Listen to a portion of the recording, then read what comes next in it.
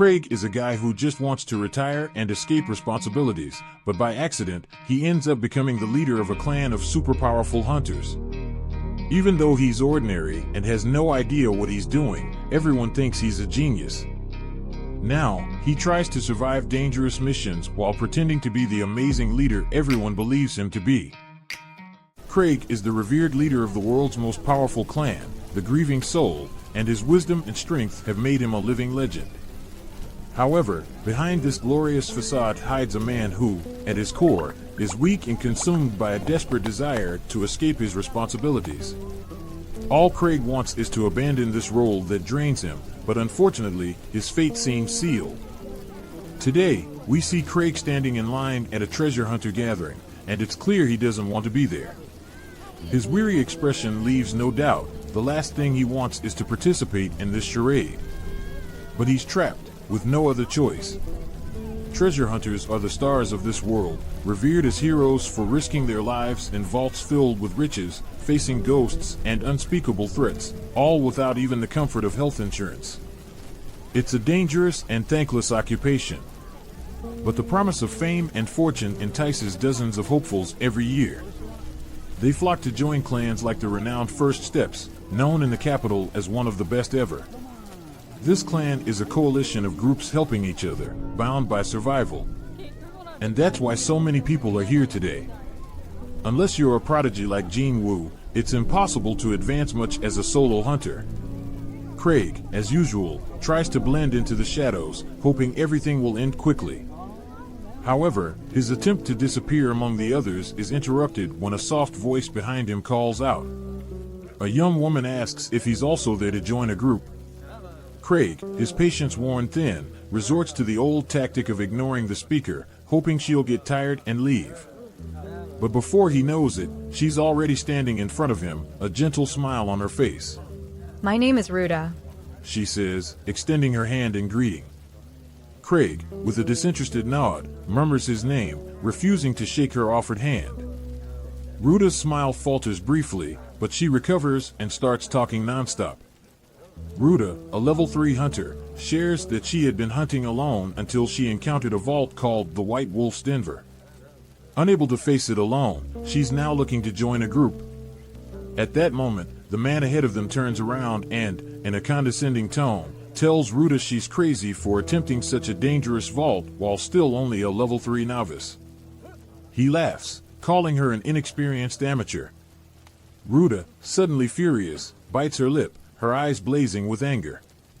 And at that moment, Craig deeply regrets not staying home. The metallic flash of Ruda's knives gleams for an instant, and she's about to strike the man. The air between them becomes thick, the tension unbearable. But before the situation gets out of hand, a guard approaches, reprimanding Ruda. He reminds her that they're not in the dark alleys of London, and if she continues, she'll be banned from the clan meeting. With a heavy sigh, Ruda puts her weapons away and apologizes, visibly frustrated. Craig, once again, tries to fade into the crowd, wishing to disappear. When they finally make it into the meeting, Craig can't seem to shake off Ruda. She, dazzled by the strength and prestige of the other hunters, looks like a child in front of a whole new world. Have you been here before? She asks, a bit anxious. Craig, with little emotion, responds that this is the 5th time he's attended this meeting.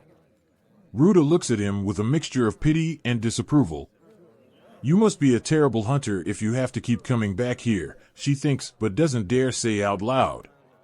Among hunters, talent is everything. Even the most anonymous can, with determination and skill, rise to the top. As they observe the room, Ruda notices a group on the other side, their opulent outfits standing out from the rest. Who are they? She asks. Craig explains that they are the Ark Brave group, the most powerful one recruiting today. They're a legend, having conquered a level 7 vault with only 6 members. Being recruited by Ark Roden, their leader, is practically a guarantee of success in a hunter's career. Ruda, fascinated, continues to take in everything around her until she notices an empty table in the corner. She barely has time to ask about it before the man from earlier, the one who insulted her, reappears, offering to explain. Reluctantly, Ruta listens as he tells the story of the table, belonging to the group that founded the clan, the Griers, also known as the Grieving Souls. What no one knows, however, is that the legendary Grieving Souls are Craig's childhood friends. Rumors indicated they would be recruiting today, but the absence of the team suggests the rumors were false. At that moment, a young man who came to sign up for the Grieving Souls group realizes they haven't arrived yet. Arrogantly, he becomes furious, claiming he will become the strongest hunter in the world, and no other group is worth his time. Craig watches with a slight smile, finding the scene somewhat comical, while Ruta feels intimidated. The boy, after all, is a higher level than she is. The situation would escalate into a confrontation, but then a girl named Tino intervenes, determined to silence the boy with violence. For her, it's unacceptable that someone inferior dares to dream of joining the Grieving Souls. The tension in the room rises. Tino is ready to strike, and for a moment, it seems the fight will be avoided. However, Craig's provocation lights the fuse, and suddenly everyone in the room is encouraging the confrontation. Tino and the boy prepare to fight, the air boiling with imminent chaos. Craig, sensing things are about to get out of control, asks Ruta to follow him outside. But before they can leave, Tino senses a familiar presence. Her face changes instantly, and she rushes toward Craig. "Master," she exclaims, nervously asking if he saw her slip up. Craig, surprised, steps back as Ark Roden, the legendary leader of Ark Brave, approaches to greet him. Finally, the truth is revealed. Craig, the reluctant one, the weakling trying to escape attention, is the master of the Grieving Souls clan, and no one could have imagined. The impact of this revelation shocks everyone around. Now, all eyes are on him, and the weight of responsibility suffocates him once again. Craig, fighting back panic, wants only one thing: to leave, far away from it all. When Craig and his friends arrived in the capital, they were clearing out all the beginner vaults in record time. However, there was a problem. Craig had no idea what he was doing. On one of these occasions, he was saved from being devoured by a monster, but his teammates thought he had purposely let his guard down to act as bait. With no other choice, Craig went along with the story, but in reality, he was about to be eaten. They all shared the same dream, to become exceptional hunters. But unlike the other five, Craig was painfully ordinary. He knew that sooner or later, he would become a burden to the group, and he didn't want his friends to despise him for his weakness. So, he made a difficult decision: he would leave the group on his own. However, when he tried to resign, things took an unexpected turn, and he ended up being named team leader. That's how he assumed his current position as leader of his incredibly talented childhood friends. But deep down, he just wished he could retire from the life of a hunter. Ruta and Greg still couldn't believe they had been talking to the clan master the whole time. As Craig sat in his chair, Ark approached and asked if he had arrived late on purpose to observe the crowd as if he were one of the commoners. Craig denied it, explaining that he had simply overslept. But Ark, as usual, wasn't listening, firmly convinced that Craig had arrived late on purpose. No matter how much Craig tried to explain, people always interpreted him in a way that made him seem better than he actually was. Kay, on the other hand, didn't like the closeness between Ark and Craig at all and wanted to kick him out of the clan.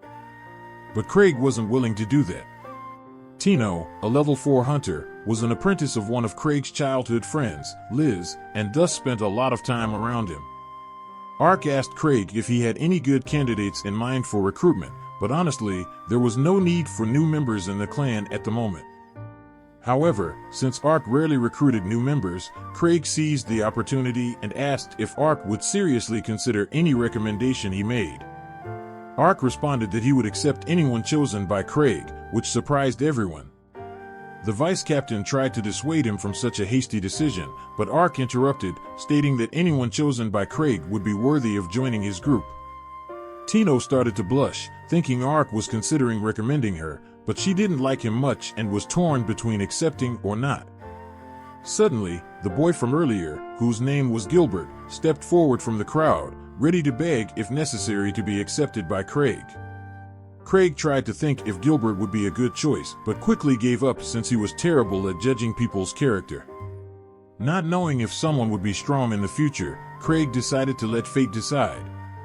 He told Gilbert that he was willing to recommend him, but there was one condition. As a hunter, the most important thing is to ensure you always win. If he lacked strength, he would endanger the lives of his companions. So, Craig wanted him to demonstrate his ability to always win.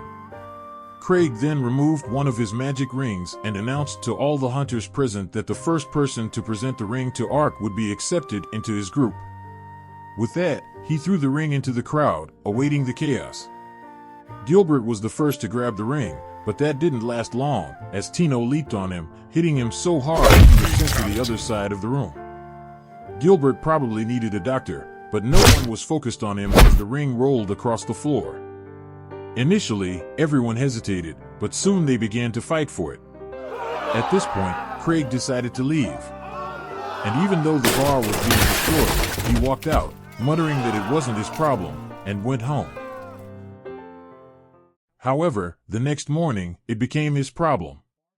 The fight in the bar made front-page headlines, and apparently, the entire place was destroyed because of the brawl, though fortunately, there were no civilian casualties.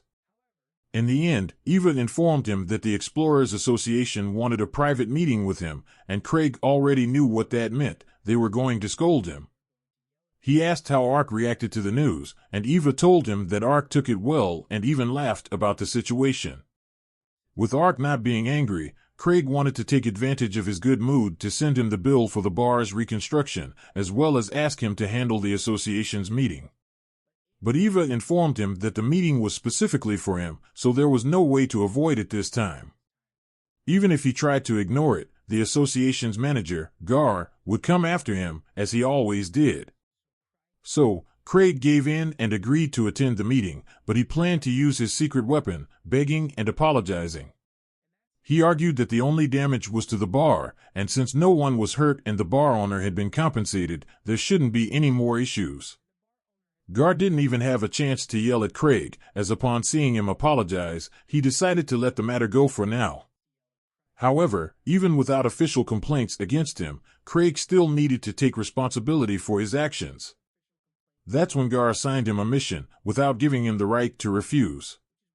The association receives all kinds of missions for hunters, but with the large volume, some are so difficult or pay so little that no one wants to take them. These missions are known as chores, and Craig really didn't want to deal with one of those. He tried to pretend he was too important to be assigned such a mundane task, but Gar didn't let him escape this time, forcing him to choose. Craig opened the mission book and began searching for the easiest one. Among all those available, the lowest level was 3, so he chose that one. He planned to pass the job to Ark, but when he went to look for him, he was informed by Tino that Ark was in a meeting with some nobles and would be away for a while. With few options left to get rid of the job, Craig noticed that Tino was wearing his ring, meaning she had won the game the day before. Setting that aside, he asked if she was free at the moment. Tino, excited, thought he was going to ask her out, but to her disappointment, Craig said he had a mission for her. She immediately ran off, but even though she was fast, Craig had his methods. He summoned his chain hound, Silver, and ordered it to capture Tino. It didn't take long before she was tied to a chair as Craig explained the mission. Tino felt betrayed, as she had just wanted to go on a date with Craig, but now he was forcing her to take on a terrible mission alone. Craig asked if the problem was that she didn't want to do the mission alone, and Tino responded that she wouldn't mind if Craig went with her. However, that would mean Craig would have to do real work, so he opted to send Tino with a group of hunters he had met the day before. 6 years ago, when Craig's group first arrived in the capital, they were ready to join the guild and register as hunters. But when they reached the door, Craig began to have doubts. Luke, ever confident, told him to stop worrying since it was Craig himself who suggested they should be the best in the capital. The problem was that Craig wasn't doubting Luke's strength, he knew he would end up dragging the whole group down. Luke, however, ignored these concerns, pushed open the guild doors with confidence, and declared himself the strongest swordsman in the world. Shortly after, Liz followed suit, proclaiming herself the strongest thief in the world. After such a grand entrance, there was no turning back. Craig approached the reception to register the group, but secretly wished they had regretted choosing him as their leader. When it came time to name the group, Craig, without thinking much, chose something dark, soul lamenting. The others found the name a bit heavy and melancholic, but when Craig tried to use his terrible taste in names as an excuse to step down as leader, everyone changed their minds and said they loved the name. Now, in the present, Craig calls a meeting with the people he wants to delegate his work to. Greg, incredulous, still can't accept that Craig is the leader of the famous guild Soul Lamenting. And even harder to believe, Craig is the infamous Thousand Tricks, a legend in the guild. When a hunter reaches a certain level of accomplishments, they earn a special title and become practically a celebrity. Craig's title ended up being Thousand Tricks, but Gilbert refuses to believe he is that strong, especially since Craig never seems to train. Tino, ever loyal, defends Craig, saying Gilbert is weak for not understanding Craig's power. Craig, unsure what power she's talking about, simply accepts the undeserved praise.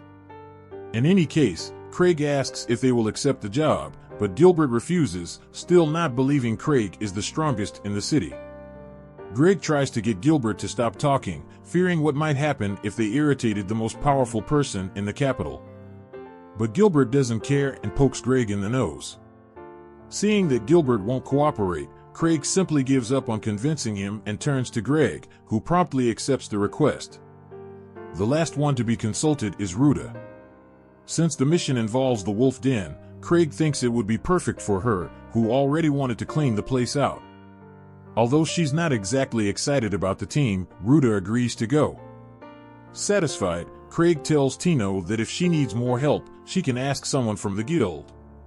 Tino, however, begs Craig to join the team, but he firmly refuses. With that settled, Craig turns to leave, but Gilbert, irritated at being ignored, challenges Craig to a duel. If he loses, he agrees to join the team. Craig hates being challenged, so he finds a simple solution. He accepts the duel but puts Tino in his place. Furious at Gilbert's disrespect toward her master, Tino accepts the challenge. Moreover, she sees it as a chance to impress Craig, already thinking about how her pose would look perfect with good camera angles. Gilbert, who had been beaten by Tino the day before, tries to redeem himself, claiming he was caught off guard and won't lose again. Craig, already tired of all this, comments that Tino is level 4, just like Gilbert. Tino, full of confidence, throws her weapons on the ground, asserting that there's no way she can lose to someone like him. Ruta and Greg start to worry. After all, even though Tino is stronger, fighting without weapons is an unnecessary risk. Normally, Tino would have the advantage, as despite being at the same level, she earned all her levels in solo missions and has plenty of experience in human combat. But Gilbert possesses the Eternal Flame Sword, which could turn the tide if he knew how to use it properly. In a foolish gesture of pride, Gilbert also throws his sword to the ground, determined to fight on equal terms. Now, Tino is sure she will win and even makes plans to get ice cream with Craig afterward. When the fight begins, Tino charges forward and lands a punch on Gilbert's face. He tries to dodge, but ends up taking a kick. He is knocked back, just like the day before. The fight seems over, but to his surprise, Gilbert gets up and continues. He doesn't make much progress and soon gets pinned down, but at least he shows determination. Eventually, he breaks free from Tino's hold but is knocked down again with a blow to the back of his neck. This time, he won't get up. Tino celebrates and thanks Craig for helping her become so strong, even though Craig has never done anything to train her. Greg and Ruta are astonished by Tino's strength, while Gilbert refuses to accept the reality that someone is stronger than him. Since the day he first picked up a sword, Gilbert knew he was destined to be a hunter. He always surpassed professional swordsmen, and when he finally registered, he formed a group and started exploring dungeons. Until now, he had never tasted defeat. Tino, despite not liking him much, acknowledges Gilbert's skill and encourages him to pick up his sword. But Gilbert's pride speaks louder, and he refuses. Tino is disappointed because she knows this kind of pride can get someone killed. Deep down, Gilbert knows she's right. At that moment, Craig calls out to Gilbert and guesses that he must have left his old group due to the strength difference. Gilbert is shocked because Craig hit the nail on the head. Craig mentions that he went through something similar with his group, even though he never left, even if he might have wanted to. Gilbert takes this to mean that Craig is much stronger than everyone else in the Soul Lamenting group, giving him a new perspective on what it means to be the strongest. Craig then notices Gilbert's sword and lightly touches it. Suddenly, the sword unleashes enormous flames, far greater than anything Gilbert has ever achieved. And Craig didn't even need to hold the sword by the hilt. In this world, there is a substance called mana, which is invisible but condenses into various physical forms within treasure chests. The wolf den is one of these chests, and it is said that ghostly wolves appear there, covered in blood. Craig is quite happy to have sent the others there and not have to go himself. Eva questions whether it was a good idea to send inexperienced hunters, but Craig believes the group will manage, since the den is only level 3, and the 4 of them are quite skilled. Additionally, Craig wanted to thank Eva for the information she provided about Gilbert. It was hilarious to see his face when Craig started guessing a bunch of things about the guy's past. Eva was happy to help, but soon wanted to know how Craig managed to use Gilbert's artifacts so easily. Craig explained that the artifact was quite simple to control, and even Gilbert, with all his inexperience, managed to handle it without much training. So, for him, what he did wasn't a big deal. But let's be honest, Craig loves collecting artifacts and is already thinking about asking Gilbert to sell him the sword.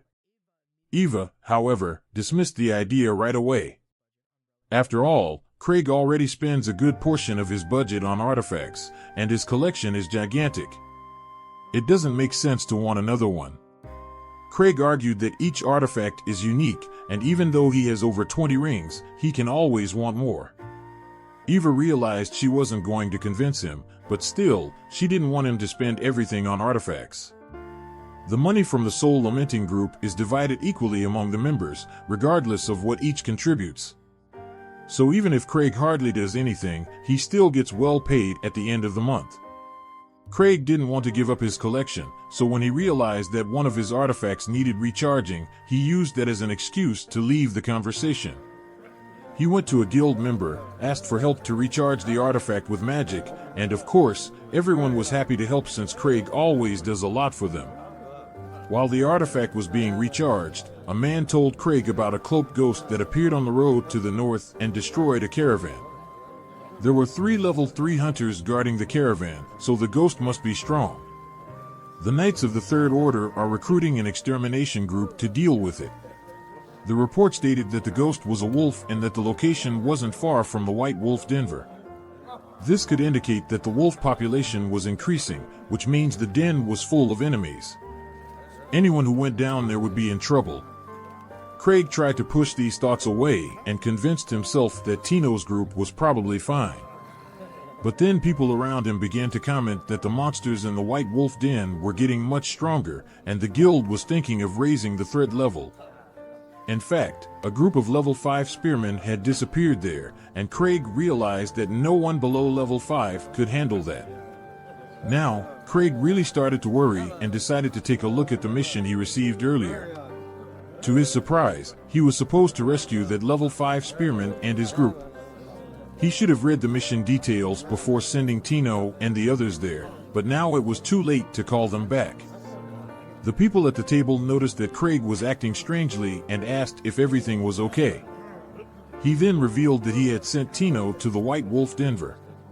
The horrified reactions were immediate upon learning that he sent Tino, who was only level 4, to a place where a level 5 group couldn't win. They thought Craig must have known about the danger and sent Tino as part of a training exercise. After all, what kind of irresponsible teacher would send their student on a deadly mission without researching first? Craig suddenly stood up, saying he had something urgent to resolve. As soon as he left through the corridors, he began to panic, trying to convince himself that Tino was quite skilled and might manage. Besides, Gilbert was almost as strong as her, as long as he was using his flame sword. But Craig remembered that he had used all the sword's power in the demonstration. If Gilbert didn't recharge it afterward, the sword would be practically useless.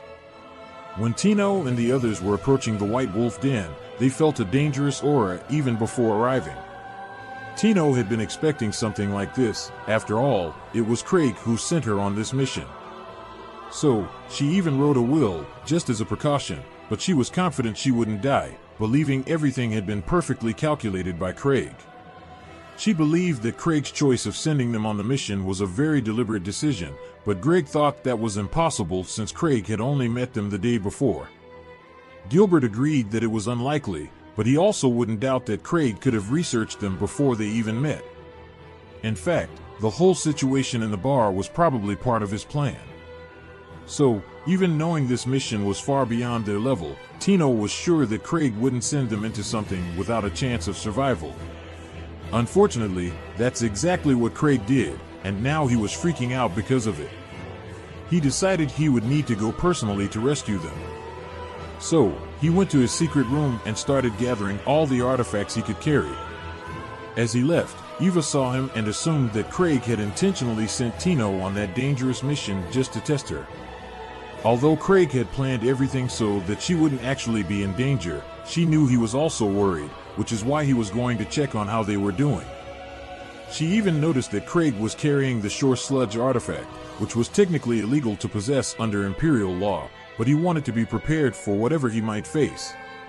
Craig then headed to the balcony and equipped a winged suit artifact, ready to reach the White Wolf Den as quickly as possible. When he left, Eva hoped he would manage to come back safely, as the last person who used that winged suit died after crashing into a wall. After a long and arduous battle, Tino and the others finally managed to bring down the wolf. Greg breathes a sigh of relief, but Tino doesn't share the sentiment. To her, the team didn't perform well. There was only one wolf, they had the numerical advantage, yet it was still a difficult fight. At this moment, Greg questions Gilbert about why he didn't use the fire sword, since it would have made things much easier. Gilbert explains that the sword is out of mana, which is strange because he was sure he recharged it a few days ago.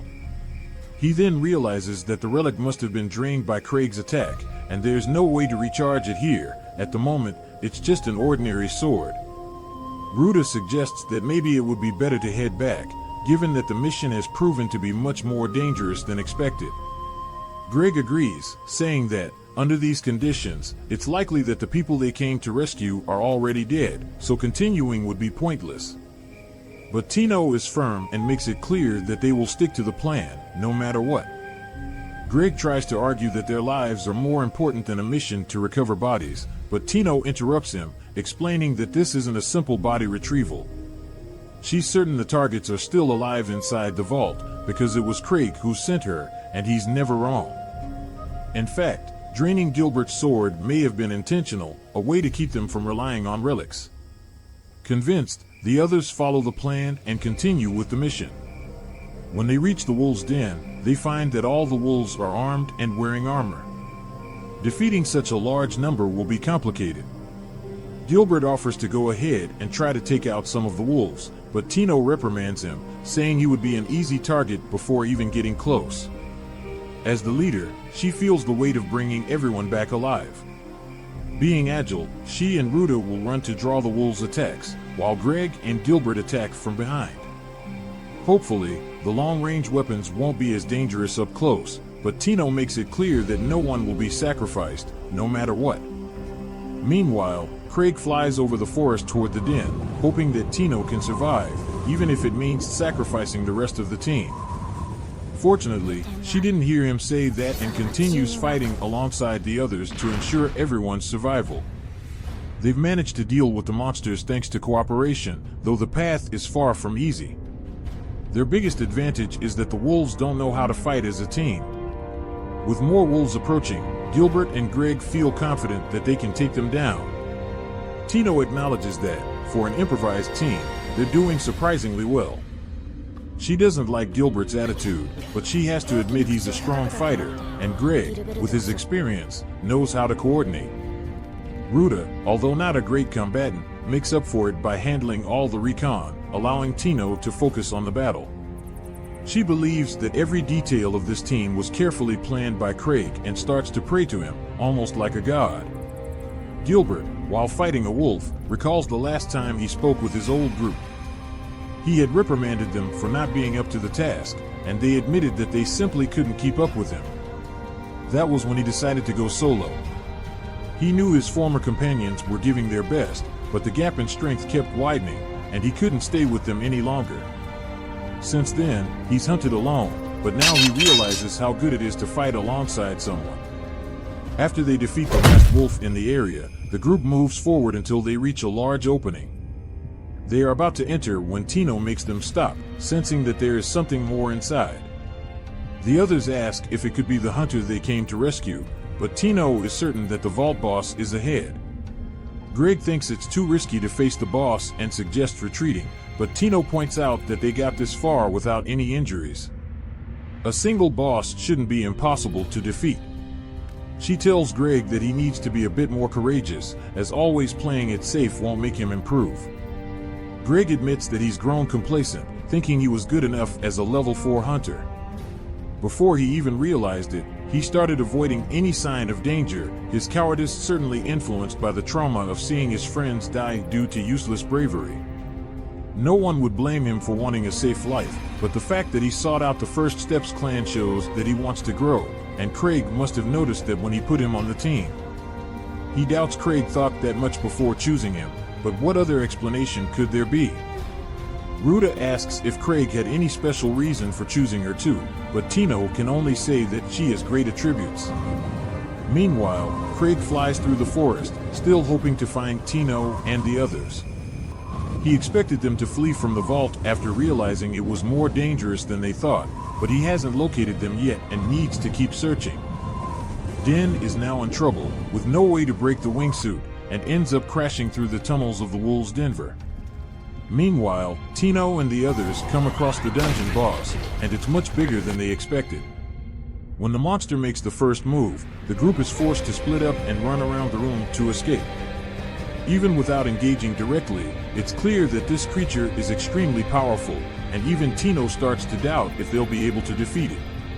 At that moment, she spots a weak point on the wolf's head and remembers that Craig would never send her on a mission she couldn't complete.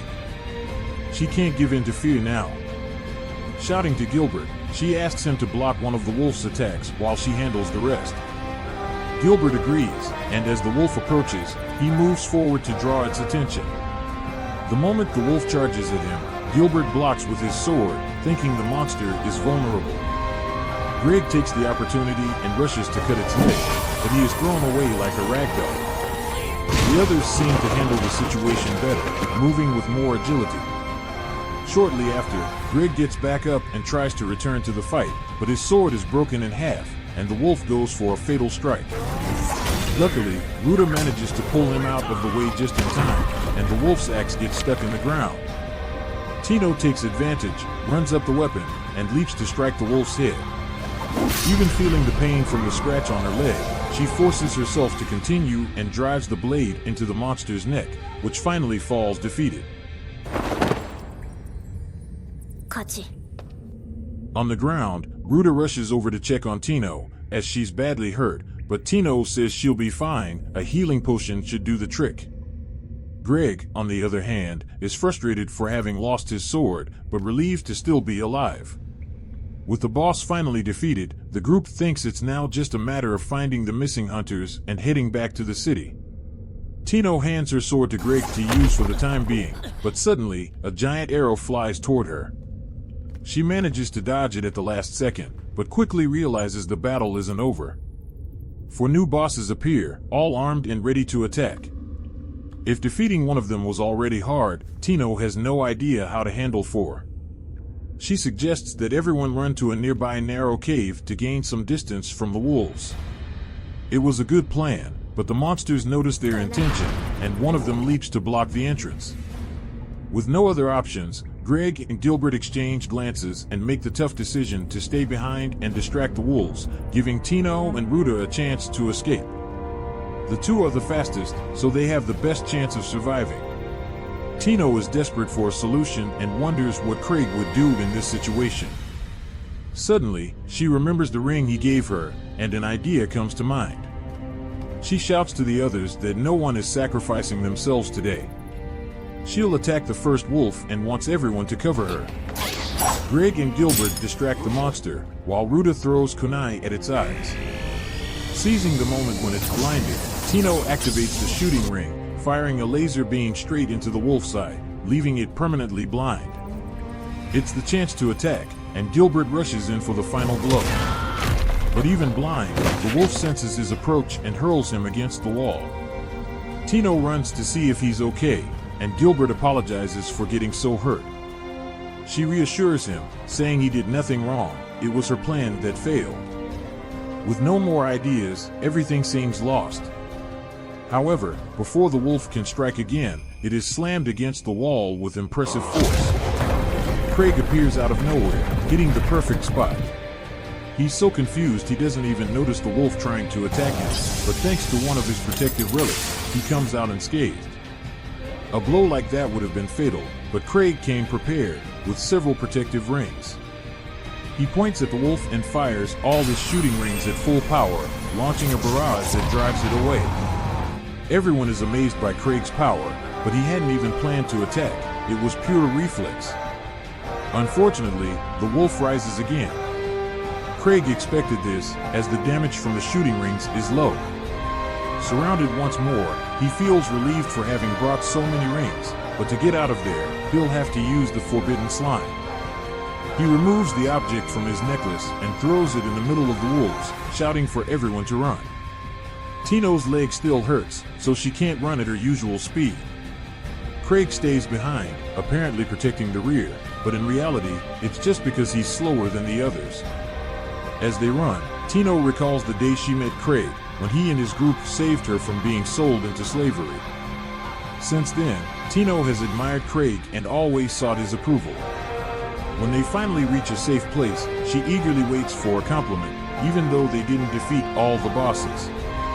Before Craig can say anything, Ruta remarks that Tino did a great job leading, even without defeating all the bosses. Craig agrees, pointing out that he had already expected them all to be dead, so the fact that they're alive is a great achievement. Tino is happy with the recognition, but Craig soon notices the wound on her leg and uses a healing relic to treat it. Greg asks if Craig is going to fight the bosses, but he replies that it's not the best choice right now and orders everyone to follow him. He just wants to get out of that place, but has no idea where the exit is. Maybe he's just leading the group in circles. Tino and Ruta are both thieves, so they would really like to do some scouting or something like that. But even so, they have complete faith that Craig knows where he's going, even if he's not sure himself. At this moment, Gilbert speaks up, and after everything he's learned, he's sure that the great Craig knows what he's doing, but to him, it seems like they're just wandering aimlessly. He asks if Craig is leading them to the exit, but before Craig can respond, Tino interjects, saying that path does not lead to the exit. She has a vague idea of how the lair is laid out, having seen a map, so she knows they're heading in the opposite direction. But, by the looks of it, Craig has his reasons for that. Ruta also trusts him completely, but would at least like him to tell them where they're going. However, he remains silent, a mystery. Eventually, they reach a fork in the path, and Craig picks a direction at random. As he turns, everyone is shocked because Craig has just led them to the wounded hunters they were sent to rescue. Of course, Craig still has no idea what he's doing, but since everyone seems to be heading in the other direction, he follows them. Seeing the wounded hunters being tended to, he is surprised that Tino noticed them because he certainly wouldn't have. The leader of the wounded group is named Dave, and he thanks Tino for rescuing them. But Tino says that he should really thank Craig because they never would have gotten there without him. Craig tries to say that he just guessed the direction to go and doesn't deserve any praise, but no one believes that for a second. They think he's just being modest. Ruta gives some potions to the wounded hunters to help them recover, but they are still losing a lot of energy since they haven't eaten in a long time. At that moment, Craig thinks of the perfect solution. He brought a magic bag that has an almost infinite amount of chocolate inside. Of course, the only thing the bag can store is chocolate, so it's pretty useless outside of this specific situation. He tells Dave that he's glad he's okay because when he heard that a level 5 group had disappeared in this dungeon, he was worried that something terrible had happened. Dave says that they barely managed to survive, and Gilbert finds it hard to believe because, although wolves can be strong, there is no way a level 5 group could be overwhelmed by monsters of that level. But Dave wasn't talking about the wolves, he was referring to a small phantom covered in bones that devastated the group on its own. Whatever it is, it's the pure embodiment of malice. It has total control over the vault, so it's probably the Silver Moon curse that resides there. It represents the resentment and hatred of all the monsters that have been killed, and because of the vault, it has grown in strength to become an absolute monster. Dave and the rest of the group are considered elite in terms of strength, but even so, they were all completely powerless against this creature. So much so that Dave would consider it a rival to Thousand Swords, a member of the Grieving Souls. Thousand Swords is widely considered the strongest swordsman in the capital, having studied all the orthodox sword techniques and used them to learn even more. He is an unfathomable prodigy who can take down dozens of enemies, all with a wooden sword. Luke is not someone to be underestimated, so Craig finds it an exaggeration to say that a phantom is as strong as him. After all, if such a phantom really existed, Luke would have hunted it down long ago. But given that the phantom completely destroyed a level 5 group, Craig doesn't believe that Tino and her group can defeat it. That's why Craig really wishes he had left this job to Ark, so he wouldn't have to deal with it. Dave continues, saying that the monster was basically toying with their lives and didn't kill them immediately the last time they fought. But if they encounter it again, it will certainly finish them off. Ruda turns to Craig and asks what they should do, but Craig is internally freaking out because he wasn't prepared to deal with this. He stares blankly for a while before having an idea and tells Ruda that they need to prioritize the safety of the wounded. They must leave the vault before doing anything else. Additionally, since this mission was originally Tino's, he says she is now in charge. Tino doesn't feel she deserves the role of leader with someone as great as Craig present, but Craig insists that she take over, as he doesn't want to. Tino eventually agrees to act as leader again and agrees with Craig's suggestion to exit the vault, so she will guide everyone back to the exit. They should be able to get there much faster now that C has fully healed her leg, but Craig reminds her that there are still injured people in the group, so she shouldn't run too fast for everyone to keep up. He says this for his own benefit, because, let's be honest, there's no way he can keep up with Tino's full speed, especially now that he's so out of shape. After traversing the vault for a while, Tino warns everyone that they are approaching the exit and that, so far, they've been lucky since they haven't encountered the deadly phantom. But if that thing appears, Dave promises to act as a shield for everyone, buying time for them to escape. Teo reassures him, saying that won't be necessary, as long as Craig is with them, she is sure they will all get out alive. But, in reality, Craig isn't so confident. He is seriously considering grabbing Tino and abandoning the rest if the monster shows up, but for now, he decides to keep up a cheerful facade. He still has 5 safety rings, so he can at least survive for a while if he has to fight, but he doesn't have any useful relics with him. The shooting rings don't work, and he dropped the only relic sword he had while flying here, so it's hard to be optimistic. At that moment, everyone senses something approaching and quickly prepares for battle. Craig and the others stand in front of Tino, ready to keep her safe. Craig doesn't have any attack relics, but he's willing to use his body as a human missile with the wingsuit if necessary. The atmosphere in the cave changes as the phantom approaches. Everyone is terrified, realizing they don't stand a chance against it. But Tino sees something even more terrifying appearing behind the monster, and a feeling of impending doom washes over her, causing her to plead with Craig for help. Craig seems to recognize who the second figure is, but he is more confused than scared, not understanding what she's doing there. Then, the second figure moves quickly and takes down the phantom with a powerful kick. After that display of strength, there is no doubt in Craig's mind that it's Liz. She approaches Craig and asks, just to be sure, if it was okay for her to kick that thing against the wall because she really doesn't know what's going on here. Craig replies that there's nothing to worry about, and she feels relieved to hear that. Finally finding Craig, she reveals that she found one of his relic swords on the ground while coming here. Ruda and Greg immediately recognize who Liz is, but Dave has never heard of her, so Liz gets angry, not believing there are hunters who don't know the grieving souls. She was already having a bad day before arriving, because she rushed home just to see Craig, and then found out he had gone to that vault. At first, she thought Craig was worrying too much since she was sure Tino could handle the mission on her own. So, imagine how disappointed she feels to find out that Tino couldn't handle such a simple vault. Gilbert tries to defend Tino, explaining that she did nothing wrong, but Liz doesn't want to hear it and kicks him against the wall, nearly killing him with that blow. Now that there are no more distractions, she goes back to yelling at Tino, calling her weak and incompetent, especially after all the training she's been through. Tino starts begging for forgiveness, and Craig feels sorry for her, thinking that Liz is being too harsh. While Liz is still yelling at Tino, the Phantom recovers from the kick, and both Greg and Ruda start pouring healing potions on Gilbert to keep him alive. Craig doesn't want Tino to take another hit, so he tries to calm Liz down, saying that she shouldn't be angry with Tino. He sent her here to rescue some hunters, and she fulfilled her mission, so it's not fair to call her incompetent after everything she did. As soon as Liz hears Craig say that, all her anger disappears, and she asks Craig if Tino really did a good job. Craig assures her that Tino impressed him, and while he's talking about impressive people, he congratulates Liz on finally learning to control her attacks. Liz beams with pride at the praise, though she still doesn't understand why she should make some of her attacks weaker. But since Craig always insisted on it, she learned to tone down her blows. Craig is glad she took his advice, but she may need to work on it a bit more, since Gilbert is in critical condition because of her warning strike. Tino once again apologizes for all the trouble she caused, but Liz is no longer angry about it.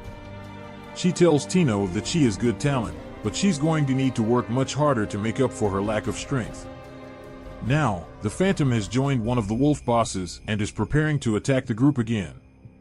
While everyone else is terrified, Liz is just annoyed because the monster had the audacity to pull out a machine gun as if it was going to do something.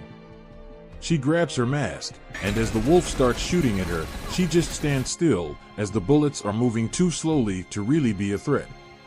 When the gun runs out of ammo, Liz is still unharmed, and not only does she have some of the bullets in her hand, but she also had time to create a pattern with the rest of the bullets she caught.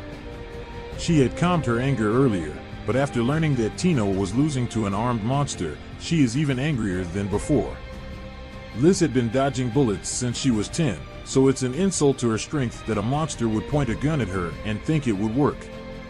Determined to show how easy it is to defeat a phantom like that, she does a somersault in the air, and as she comes down, she kicks straight through the huge wolf, splitting it in half and causing it to explode. That was nothing difficult, and she doesn't understand why Tino didn't do the same to defeat the wolf long ago. As she speaks, the phantom draws its sword and charges toward Liz. But, just like in the first encounter, Liz thinks it should have been easy for Tino to deal with something so weak. After grabbing its sword with 2 fingers, she flings it into the air and begins delivering consecutive punches, freeing Tino for being too weak to do it herself. Tino bursts into tears, and Craig feels bad for her, but this is a common occurrence with Liz as a trainer. Liz is the fastest hunter in the world, and her incredible speed has earned her the nickname Silent Shadow. When it's all over, Tino, Greg, Ruda, and Gilbert find themselves at the guild, and Gilbert informs everyone that he wants to give Craig his fire sword because he realized he was relying too much on it. He intends to train his body from scratch until he's capable of catching bullets like Liz. None of the others think he'll be able to do it, but if he's serious about wanting to be like Liz, Tino thinks he should know something about the masks they use. Everyone believes Craig did this intentionally to conceal the group's intentions, but actually, when he ordered the masks for the grieving souls 6 years ago, he forgot to make holes for the eyes. So, everyone in the group basically fights blind all the time. Now that they have avoided a crisis, it's good to remember the Shatorai slime, the one Craig used as a distraction.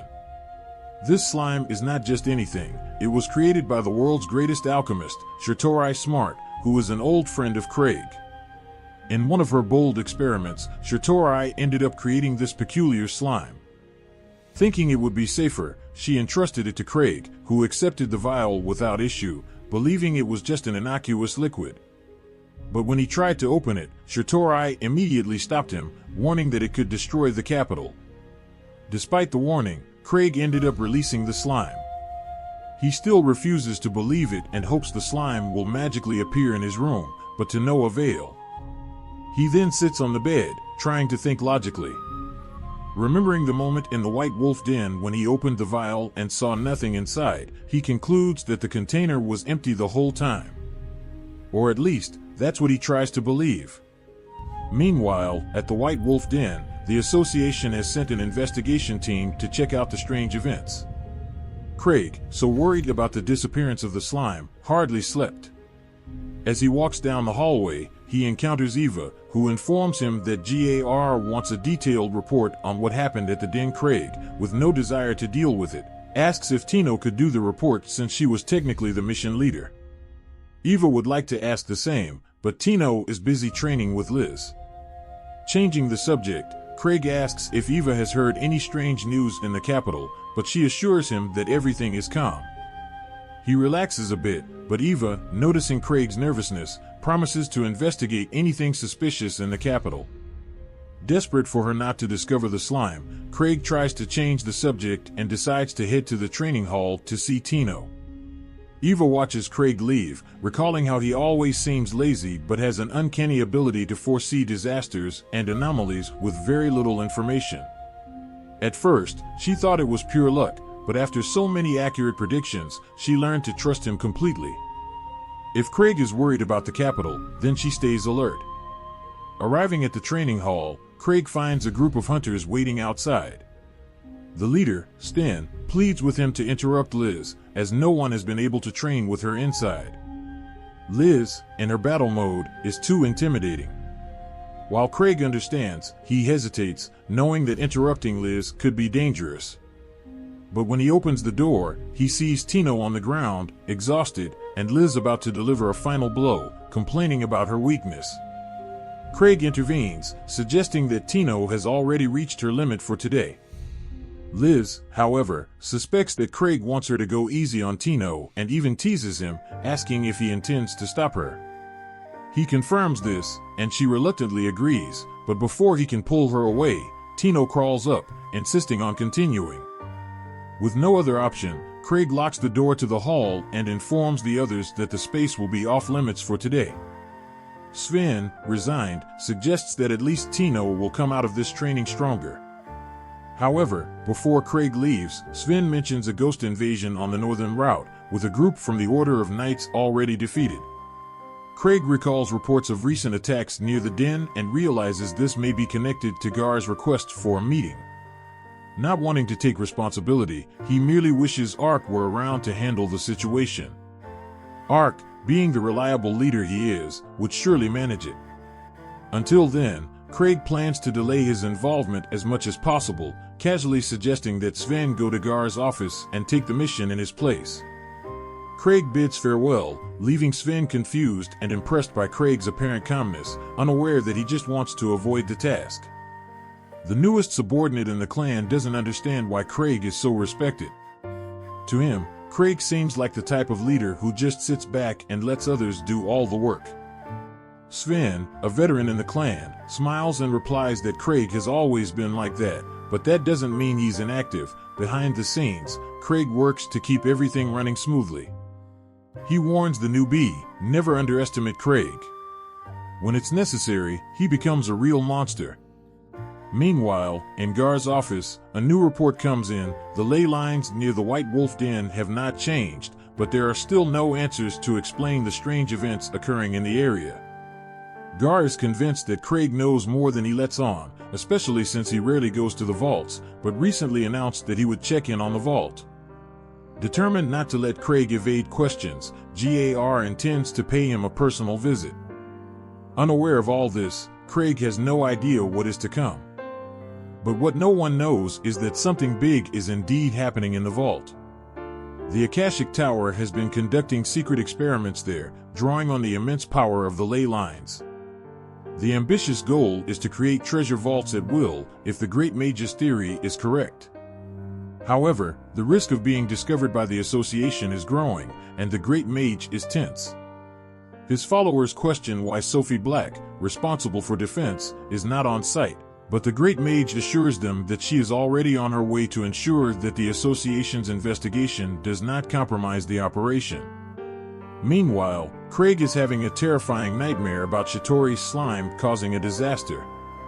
Upon waking, gasping for breath, he can't control the panic, remembering that he still has no idea of the true destructive potential of that slime. The noise wakes Liz, who, surprised, is in bed next to him, but Craig, already used to her sneakiness, just tries to relax. Liz asks if he is busy today, and Craig, still under the effect of the nightmare, sees her invitation as a chance to clear his head. GAR, on the other hand, arrives looking for Craig, determined to finally confront him. The receptionist is surprised by his in-person visit, but he knows this is the only way to avoid being ignored again. As Craig and Liz come down the stairs, Liz spots GAR and, irritated, realizes he is about to interrupt her meeting with Craig. Without much ceremony, she confronts him and, in an acid tone, accuses him of always relying on Craig for everything. GAR, holding onto his patience, tries to remain polite and asks about the report from the Night Palace vault, but Liz ignores him, seizing the opportunity to insult him. When she finally kicks him, GAR loses his patience and decides to show that he is not a fool either. Craig, for his part, does not want to be part of this mess, so he casually pulls Gar's assistant aside and asks if she would prefer to discuss the reconnaissance results. She informs him that the ley lines are normal, which is a relief for Craig, but he soon realizes that there is a more urgent problem at hand. When the assistant presses him on what he meant by another problem, Craig avoids mentioning the destructive slime and makes up an excuse. He says the details are confidential. To throw her off completely, he suggests that Ark take over the investigation since he himself, of course, could never handle such an important mission alone. Meanwhile, GAR and Liz are still exchanging blows downstairs. GAR, much stronger, cannot keep up with Liz's speed, who moves like lightning and constantly taunts him, laughing at how rusty he is after being buried in paperwork for so long. This taunting only makes him more determined. He prepares to give it his all, willing to show that his Class 1 Hunter Strength, Level 7, still lives up to the title despite his retirement. But before the fight gets even more serious, Craig intervenes, ordering them both to stop before they destroy the place. GAR, still irritated, steps back, but Liz drops the fight and approaches Craig, already forgetting the argument. As they walk together, Liz comments that GAR has really let his physical shape slip. Craig thinks it's unfair to call the colleague weak. After all, Liz still trains actively while GAR carries the weight of clan administration. But Liz insists that, in his current state, he would never survive the Night Parade vault. Intrigued, Craig asks if the monsters in that vault are really that strong. The other Grievers are still in the Night Parade vault, but Craig can hardly wait for their return, especially now, with the dilemma of Shatori's slime on his mind. At that moment, Liz hands him her bag and suddenly runs toward a man standing in the street, watching them. Confused, Craig asks what she is doing, and Liz explains that the guy seemed suspicious. Craig, surprised, doesn't see this as sufficient reason to attack someone and asks her to let him go. He turns to the man and asks if everything is okay, but instead of answering, the guy quickly runs away, which only intrigues Craig more. Liz, in turn, does not understand why Craig let him escape, but then convinces herself that he must have a plan and apologizes for acting impulsively. Meanwhile, the man reaches a secluded shop. He is a member of the Akashic Tower and had been following Craig and Liz from a distance, convinced that no one had noticed him. But after being confronted and then released, he comes to believe that Craig knows more about the tower's operations than he appears to. This was the end of episode 5. Subscribe so you don't miss the next part and keep an eye on the upcoming events.